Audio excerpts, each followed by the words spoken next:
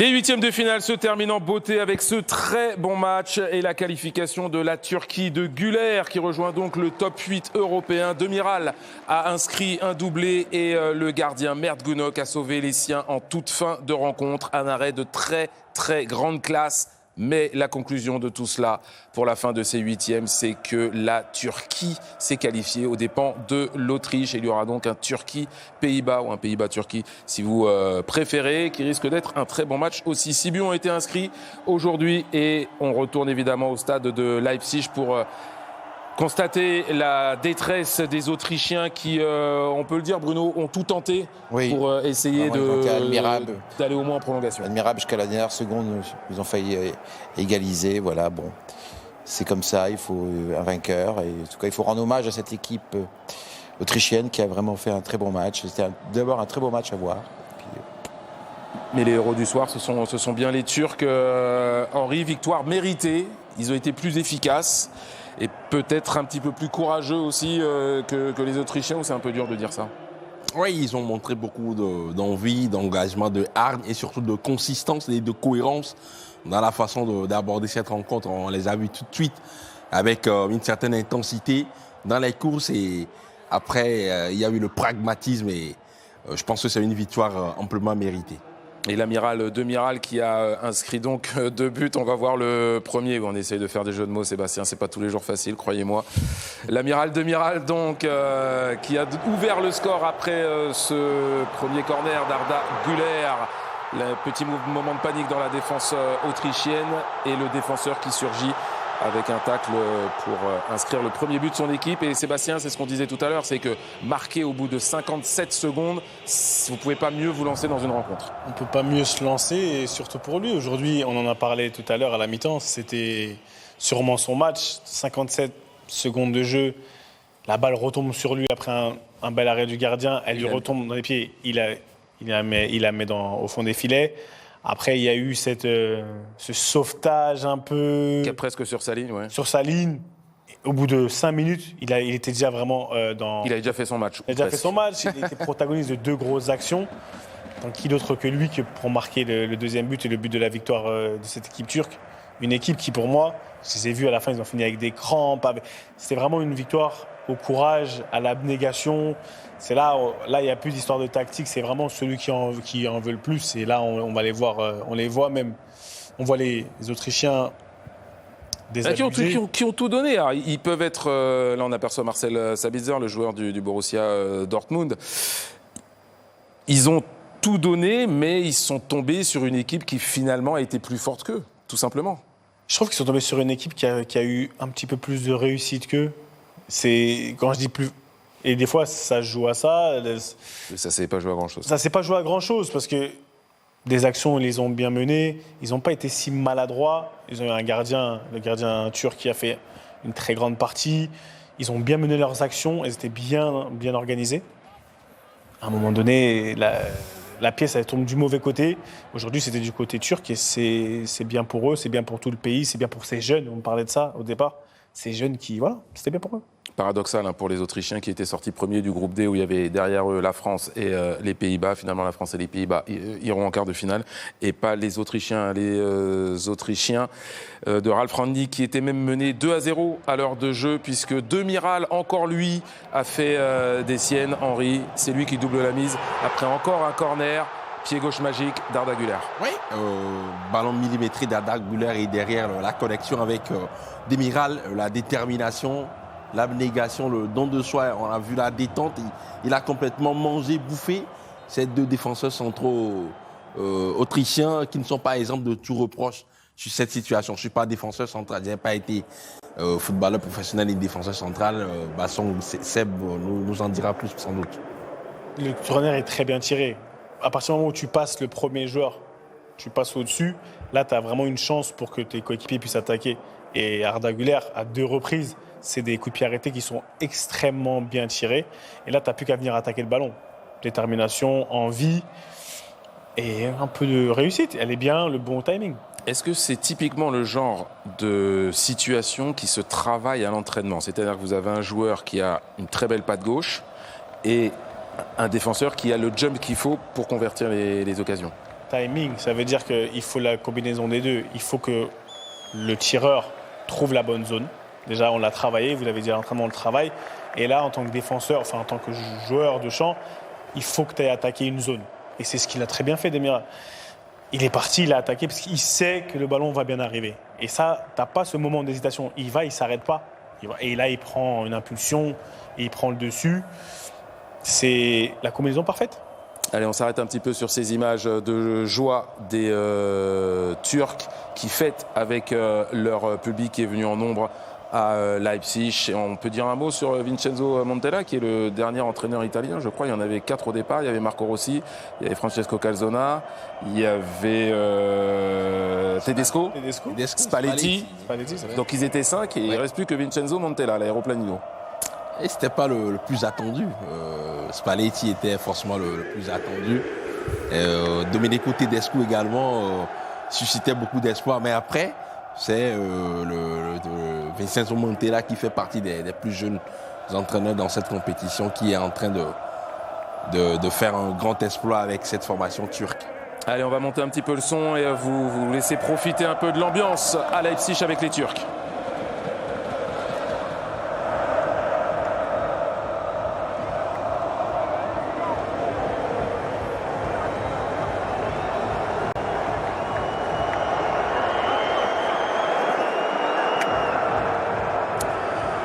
L'équipe nationale de Turquie, donc, qui devra affronter les Pays-Bas. On revient encore sur le match puisque les Autrichiens ont fini par marquer très peu de temps après, après que Demiral ait doublé la mise. C'est Gregoric qui était entré à la mi-temps après un corner de Sabitzer prolongé par Posch.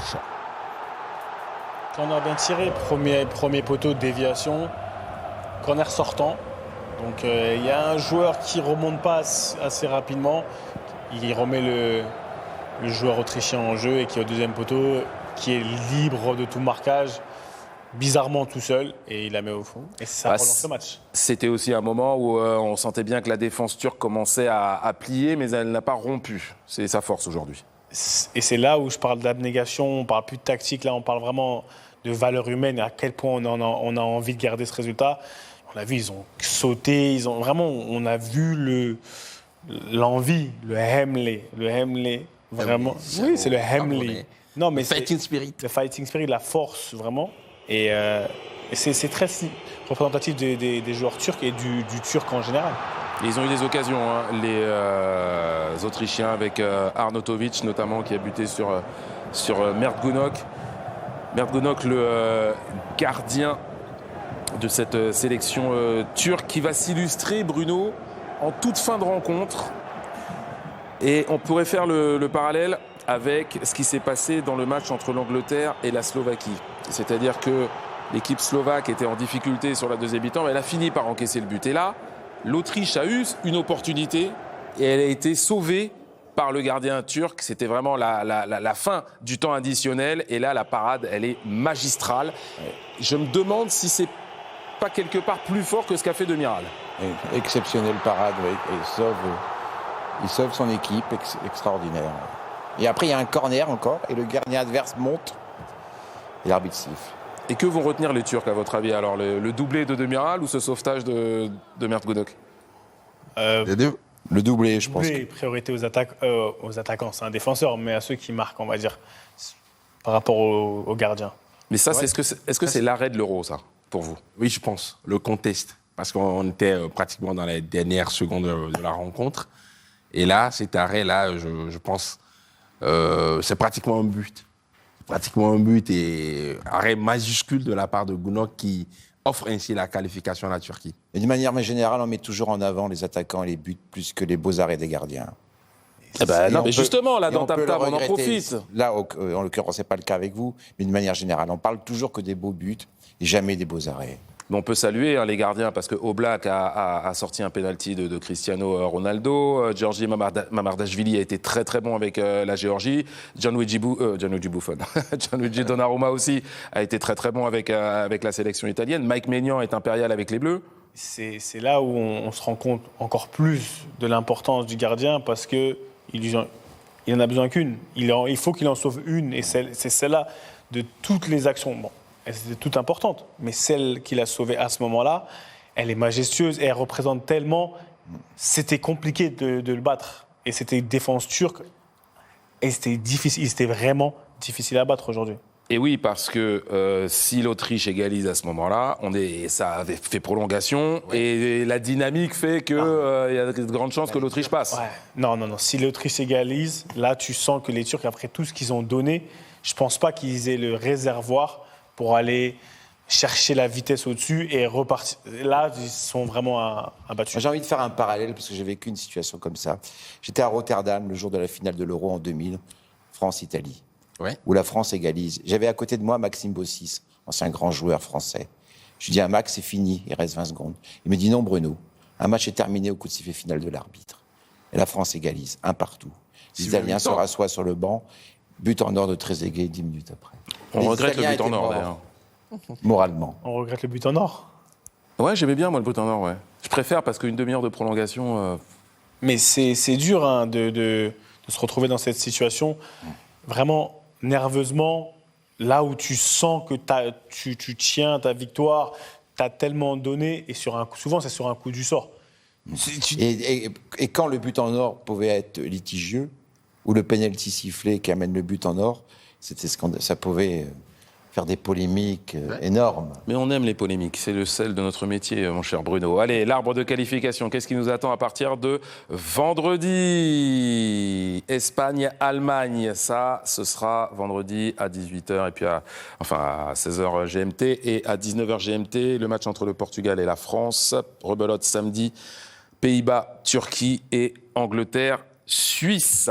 Belles affiches, hein. Ça nous fait des très très belles affiches, et d'ailleurs, on vous a préparé une petite bande-annonce.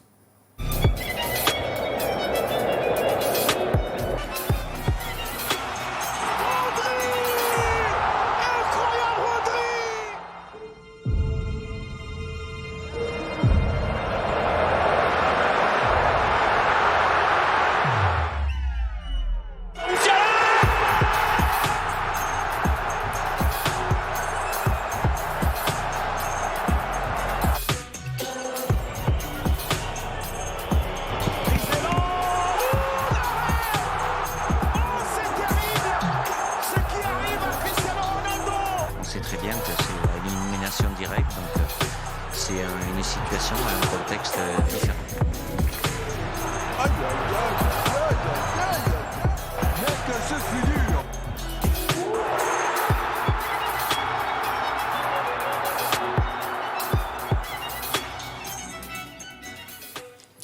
Le programme de vos quarts de finale, Ronaldo, Musiala, Bellingham, Harry Kane, Kylian Mbappé, ils seront tous là. Yamal, Nico Williams, voilà, on va se régaler à partir de vendredi et samedi. Et vous, messieurs, vous aurez la chance d'être en Allemagne pour nous commenter tout ça. Allez, avant de se quitter, un petit tour par les réseaux sociaux. C'est préparé par Antatal et ça s'appelle le Pack Pato.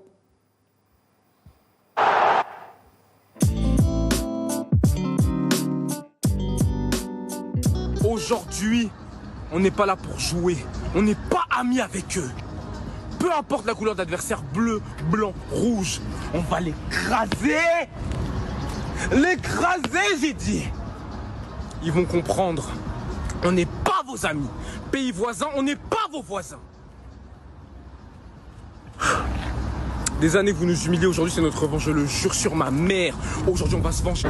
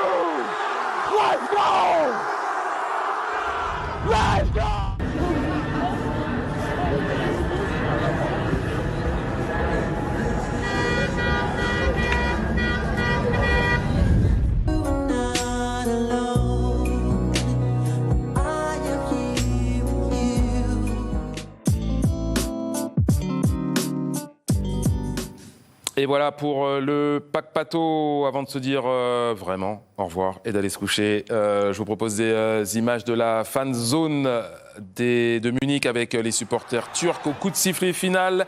Et j'en profite pour remercier tous ceux qui ont travaillé sur Tam Tam depuis le début de cet Euro. La régie, les LSM, le son, la rédac, Cynthia Nzetia, Bilal Boisouni, les monteurs.